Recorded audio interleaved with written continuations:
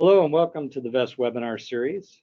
I'm John Forster, your moderator for today's webinar session, and today we will show you how to customize a symbol library in the HyDraw Library Manager, then upload to use in creating hydraulic schematics on a web browser. This webinar will last approximately 30 minutes, and you'll be able to submit questions or comments at any time during the webinar, so just post to the questions section located within your webinar control panel. And questions may be answered as they're posted, or we'll try to address them in the last few minutes of the webinar as well. So note today's session is being recorded and that the audio is muted for all attendees. If you experience any technical issues though, please use the chat window to alert our support staff. And this webinar the link to the replay will be sent afterwards, so remember that. So it's my pleasure now to introduce our speaker for today's webinar session, Frank Newsom. Frank is one of VEST's diagramming product owners who's responsible for scope and delivery of the HydroCAD product line. So Frank, we'll go ahead and turn it over to you. Thanks. Alrighty, thanks John. Thanks everybody for joining today's webinar. So today we'll be taking a look at the HyDraw Library Manager mostly. While we start here, I'll kind of give a little bit of an overview over my symbols that you'll see here. So I have gone through, and what I did was I created basically a smaller subset of a library. And so we have kind of a process that we can basically purge the library of all the symbols. And then what I did was I used our handy dandy update symbol library, and I pulled in a couple of basic symbols for my sales engineers. Things like a basic pump symbol, maybe the basic electric motor, or an adjustable relief valve.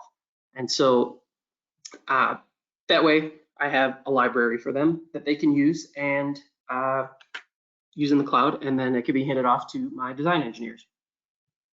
So if we come in here, if we take a look at, say, a pump symbol, what we're going to start with today is just kind of how the library is structured a little bit. And so when I right click on this symbol, you'll notice there's this edit component type. So every symbol is tied to a component type. In this case, it's pump fixed single. And every component type lists the properties for that symbol. So if I actually come into our component types section up here in the top right, all of the component types are listed for the entire library. And you can actually see when I click on, we're going to be focusing on today the directional control valve. If I click on this, all of the model properties are actually listed right here. So the first thing you'll want to do when you're building your library, you're going to want to come through your component types, and you're going to want to make sure that each component type that you want specified is here and it's listed. Now, the reason that the properties are set at a component type level is because everything that you're going to see for an accumulator, you're not going to see for maybe an electric motor, or you're not going to see for a filter. So the properties are going to change based on what's applicable.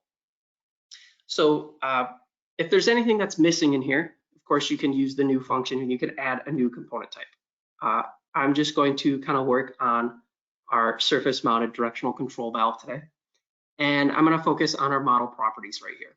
So I've gone through and I've kind of skinnied it down a little bit, but I do know that the pressure loss is not something that my sales engineers are really going to focus on. So I'll just kind of maybe get rid of that one using the delete option.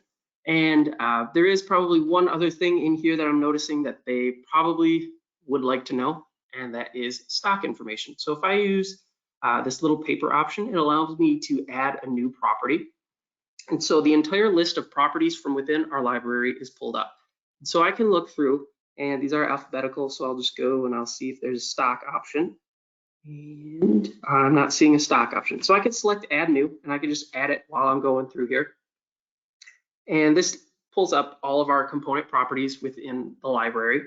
It's the same list, and it just kind of tabulates it a little bit better. So I can use this new option, and I can say stock, and we'll say it's a number, and we'll just leave it as unit list. And we can save that and select OK. And now we can come in to our list of properties here and make sure that stock is checked.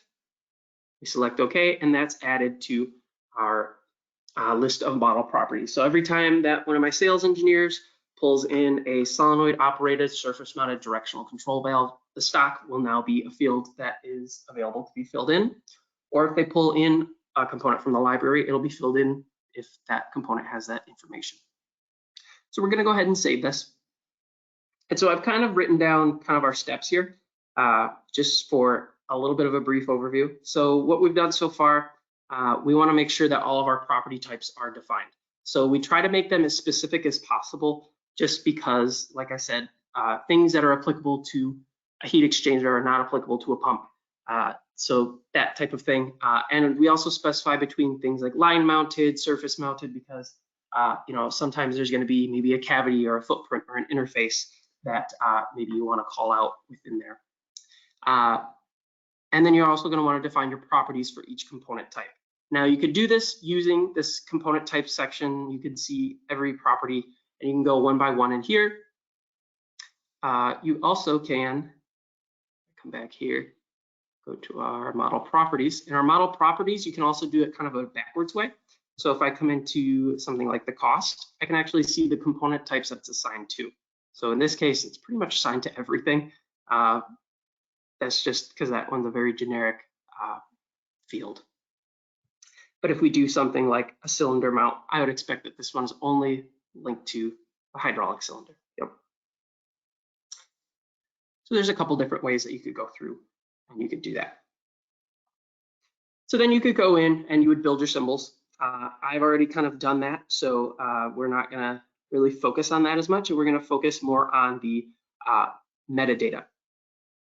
So when it comes to your metadata, if I go into the model data view, this is going to list every single component that is listed within my library. So I could create a new one from scratch using this new option, and I'm going to select a component type. And let's say that I want to add that directional control valve. And it's going to pull in those properties that we had specified. So we could add, say, a D1VW001 C, and it's going to ask for a model family, D1VW. And we could say it's a directional control valve, and it's a Parker valve. And I know that it's a DO3 off the top of my head. So go in here, DO3. And there's a bunch of other options, and I can fill them in manually, and then I can hit save, and it's going to add this to the bottom of the list.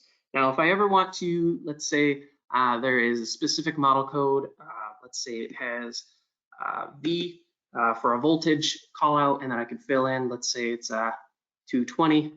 These are just hypothetical numbers. I do actually have the data sheet up, so we'll actually kind of go through this in a second, but this is just kind of a hypothetical for now.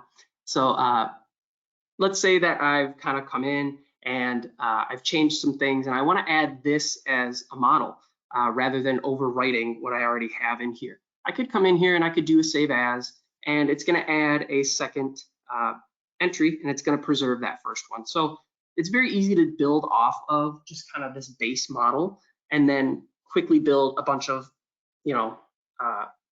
models on top of that. Now, the problem with this is when I come in here, you'll notice that there's no symbol that's actually linked to the model. So I'll have to come in here, and as a separate step, I'll have to actually link it to, let's say, this model. And I can select OK. And now when I do a search, this symbol will actually come up if I search for D1VW001C. What's a little bit more effective, rather than manually entering everything into the library manager, is actually using Excel. So you'll notice that we have this export to Excel. We also have an import function. And I'm actually going to show you how you can import, and you can actually link all in one step rather than doing that manually, creating everything, and then going back and linking everything. It gets a little tedious, a little cumbersome. So we're actually going to open up our Excel sheet here. And what we're going to do is each column is going to be a property. So I'm going to type out the first 4 here. And then I'm going to highlight these actually in red, because these are mandatory. So whenever you do an import, these 4 will actually need to be within your data sheet or within your Excel sheet. So every time that you do want to do an import, just make sure you have these. It will tell you if you don't have them, so just a note. But we can also do our other properties. So do rated flow, rated pressure, do our cavity, footprint, interface. Let's make it them red. And we could do things like our voltage, our seal type, so on and so forth. And so what this actually allows me to do is I can actually work on multiple things, and I can fill in a ton of different models. So for example, I know that the D1VW field, that model family field, is going to be applicable to all of the models that I'm going to add here. So I can just drag this down, and in basically a flick of the wrist, I have 15 fields filled out, and I know Parker is going to be my manufacturer. So it's very easy to just come in here and fill out one field that's going to be pretty much redundant for all of the fields within like a model family. So surface mounted directional control valve.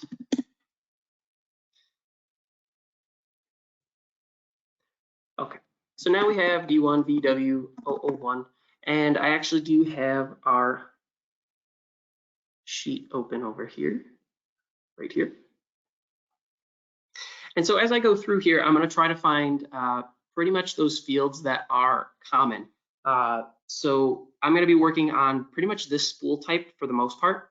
And so I know that it's D1V and it's W because we're working with the solenoid, and I want to work with the spool type. So D1VW001. And then the style is also C. So we're all pretty much working on these double solenoided spring centered. So I can actually add this C here at the end. And this is going to be where I pretty much have my basis. This is where I'm going to start from. Now, what I notice here is that we have 2 more fields to fill in. So what I'm going to want to do is I've counted however many solenoid voltages are here. There's about 15 different ones. So what I'm going to do is I'm going to enter, let's say, the N for the seal, and I'm going to make 15 different copies. And then I'm going to create a 16th one so that I can create the second seal so that I can make another 15 copies. And then we'll make the edit to this one, and we'll add an E for the last set of 15.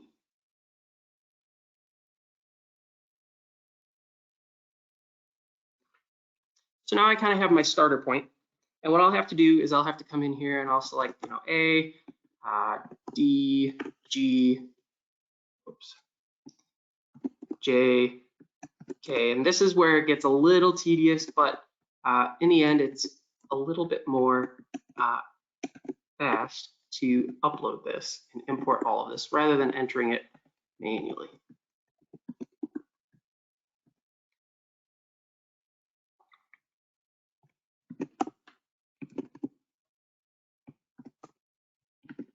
Oops.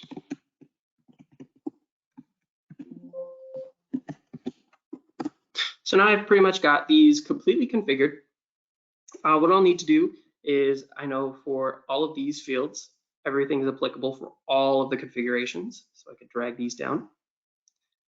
The rated flow is going to be 22 gallons per minute, and our rated pressure is 5,000 PSI. And again, this is the same model family. So these are applicable to all of our different models. And it's a DO3 valve for all of these.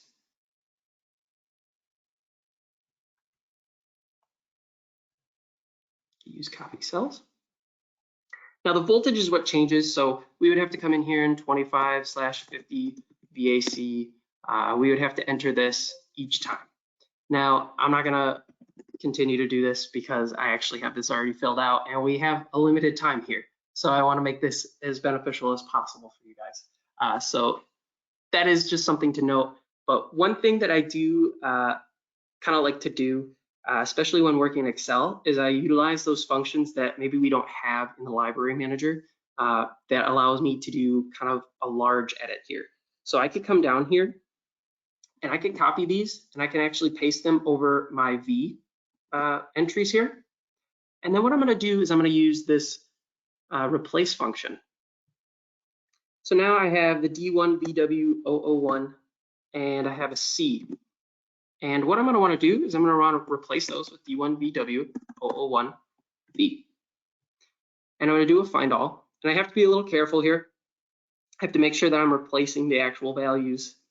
So I'll just do a find all and I'll do an individual replacement. And it's going to change that C over to a V. And it's going to allow me to really quickly just kind of enter all of this information faster than what I could do within the actual library manager. Looks like it forgot this one. So now I have all my V's and I can actually come down here and I can do it for my E's as well. Oops.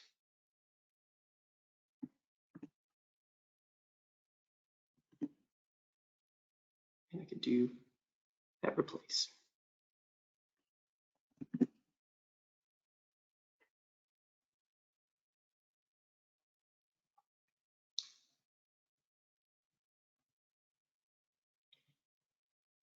So now I have pretty much all of the model code information filled in, and I would have to come in and I would do the voltage. And the great thing about the voltage is when I'm done with entering all of these, I could just do a copy paste and it would be applicable because I've went in order based on the voltage and I've used the same order over here. Now the seal type is going to be that right here, that second to last option. So we have a nitrile and that's going to be applicable for our 15 here. And then we have fluorocarbon. Again, applicable to the next 15. And EPU available for the last ones. So once we've filled this out, let's say this is our D1VW001 sheet. Let's say that we want to do it actually for the next spool type. This actually becomes super easy because we can actually just take everything here, copy it from this sheet, put it into a new one. And what we're going to do is we're going to use that replace command again. And we're going to take our D1VW001s and we're going to make them D1VW002s. And we can actually just hit replace all. It's going to make 45 replacements. And in here, now we have all of our model codes and everything is still applicable because the only thing that's changed is our actual symbol type here. So when I come into our library manager, now I'm going to show you kind of the import command. So in here, we're going to go to our symbol view and we're going to find those symbols that are applicable. So we'll find our 001 series here. And it is linked to this symbol that or this model that I created earlier. I'm just going to remove that for now. And what we're going to do in this dropdown, there's this import model data and link option. So I'm going to select this and it's going to allow me to choose an Excel sheet within my system. So I'll find that Excel sheet that I've created. And what I've done is I have basically done that whole process and I filled everything in. And I've done it for the D1VW001 series, the 002, the 4, and the 6. And those are the 4 spool types that I have listed here. So I could come in and I could say, okay, I want the 001s applied to this one. And I can add new models. And the great thing about the way we have this import command set up is if I were, let's say, I filled in the incorrect seal type or the wrong voltage, we could keep this Excel sheet and we can update the models. And we could just use this update existing symbols or existing models, sorry. And it would overwrite any mistakes that we had made. So it's great to just kind of keep these on hand. Honestly, I think the Excel sheet is a great kind of a basic an intern project, and then you can create this. That way, it is something you could use later on and update your library very easily. So if we just hit next, we're going to say my data has headers, so that way we know what we're actually bringing in, and then we're going to select all of these. So these are all linked to our component type. Now, if you ever have a property that is not linked to the component type, it is going to yell at you. So you'll just have to go in and you'll have to add that, or it's going to ask that you ignore it for each model that you bring in. But these have all been linked to our directional control valve type. So we'll hit next. And now it's going to ask, do you want to map anything? And so because I've entered everything as pretty much the name of the property, it all comes in with a one-to-one matching. So I don't really have to map anything. It's all pretty much done for me.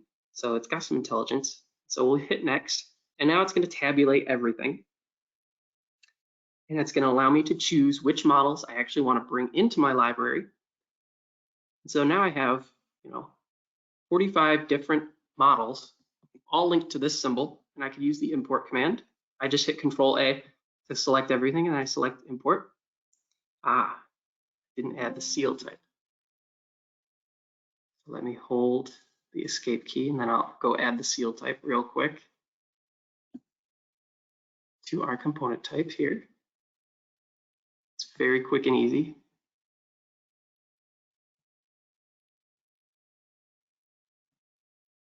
Seal type. Save. The GoToMeeting interface keeps interjecting in the top right there. So I can use that import command, and I'll just breeze through this real quick.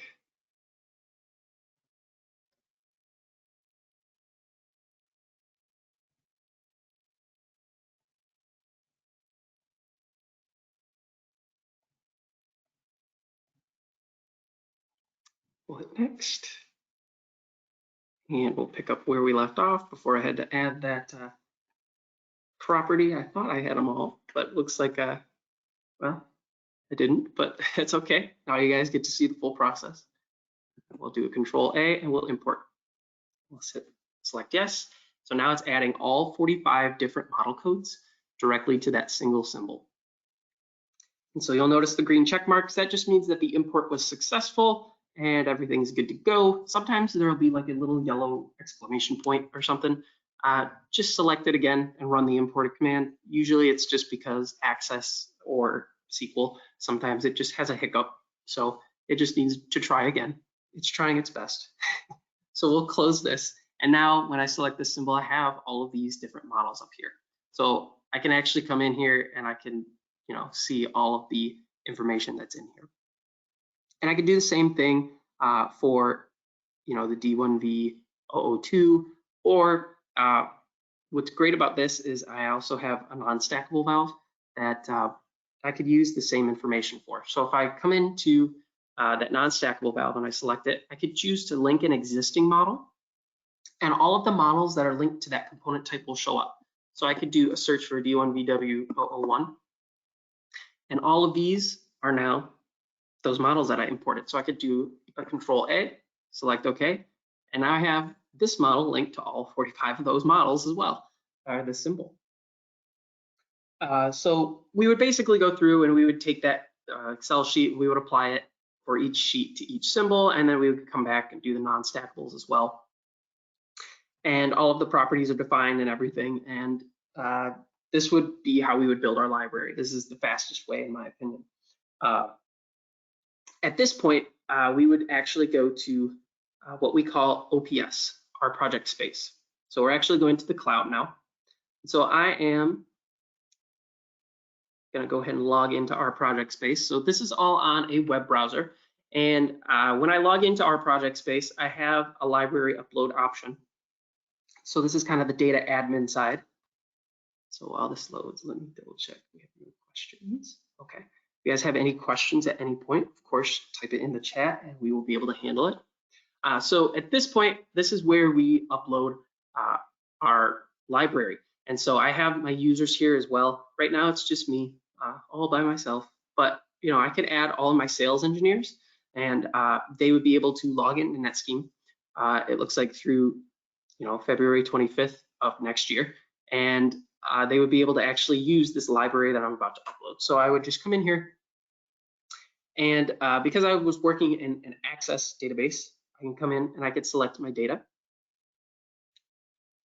and I would select my data here. I would select upload. And then my symbols, it's thinking, upload. And then my symbols, I would come in here and I would come to my library. I would go into my symbol library and I would just select my hydraulic symbols because that is the name of this symbol library. It's called out right up here. So if you ever have any question on that, that's the one you want to use. Just upload that. And so what this is going to do is it's going to upload it and it's going to validate that basically the structure of the entire library is followed correctly and everything. And then it's going to allow me to pretty much review it in a review system. That way it makes sure, you know, I've got everything uploaded correctly and I can actually take a look at it. And then it'll publish it. So every time that a sales engineer would log in, they would actually be able to use this library. So I'm not going to show this entire process just because we are running a little short on time. So now I'm going to log into NetSkeme. I'm going to switch my hat here. I'm going to go from data admin and I'm going to switch over to our sales engineer now. And it's going to load. Okay. So let me make sure I'm in the right account. I believe I am. We're going to find out because the library should be here. So I actually did already upload the library so that I could just show you guys. So within our Library Explorer, this is completely on a web browser, like I mentioned. So I could be at a customer site. All I've got to do is log into their Wi-Fi and I could pull up my library and I could actually quickly create, you know, a schematic here. And I could say we bring in pump, be a motor, and we can actually do a search for like a D1VW. And I've got all of these models in here. So I did also upload the 002s, the 04s, and the 06s. So there is tons and tons of models in here, but I know that I want the 001. So I could do a search and I could say, let's say this one.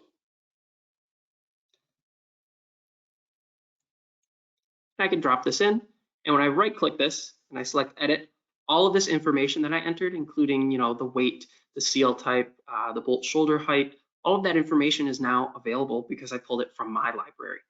Now, if I show you based on the Fluid Power Tools library, if I bring in a non-stackable DO3 double spring centered, this is going to be pretty much the same geometry. However, the metadata fields that you're going to see are very limited.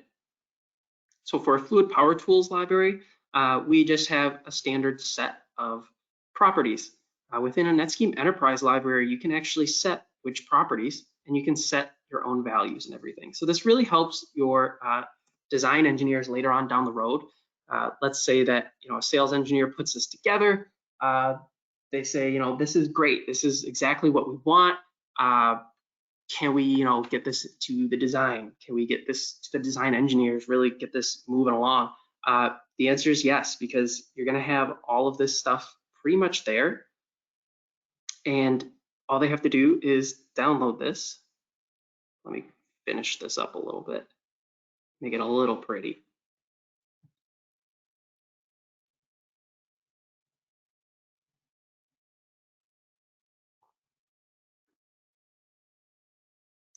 So they could quickly throw something together.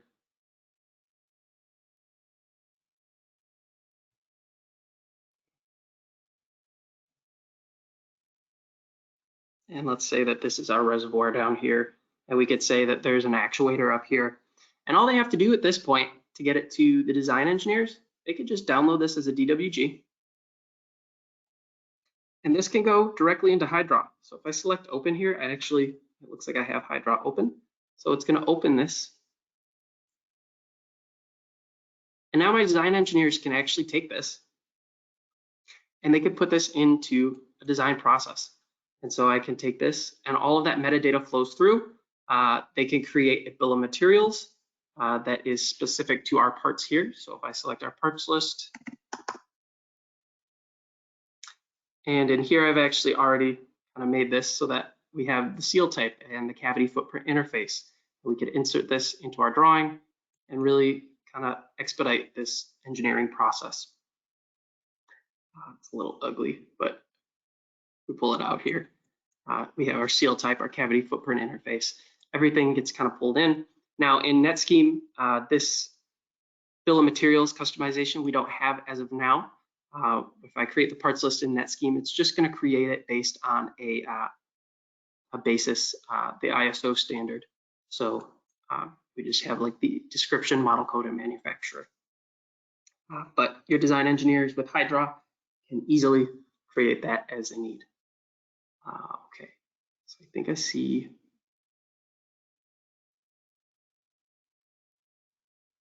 I think I see a question in here.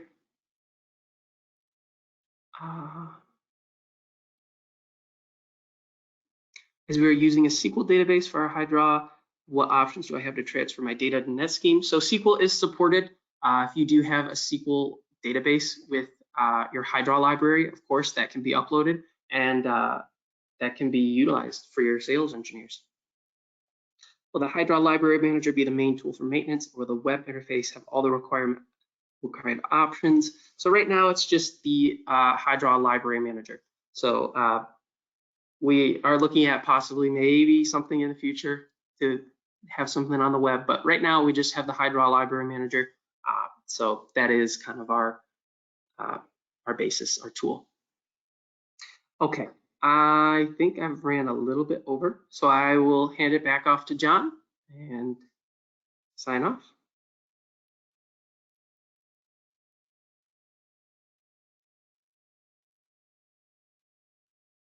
Oops.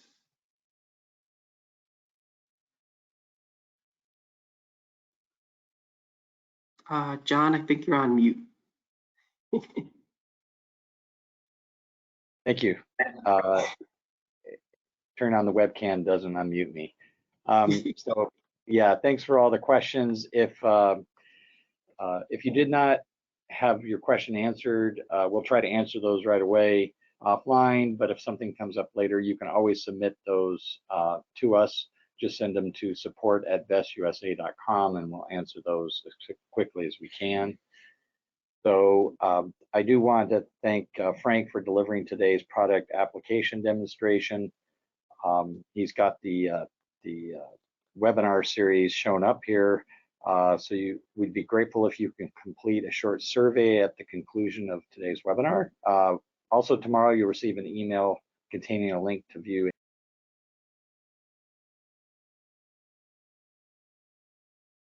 Also to our view video segments from prior webinars will be provided in that same email. So so as Frank is showing there, this is the webinar series we've just concluded. We invite you to join social media channels and you'll get an update on those. We'll also be sending out emails on upcoming webinars as well.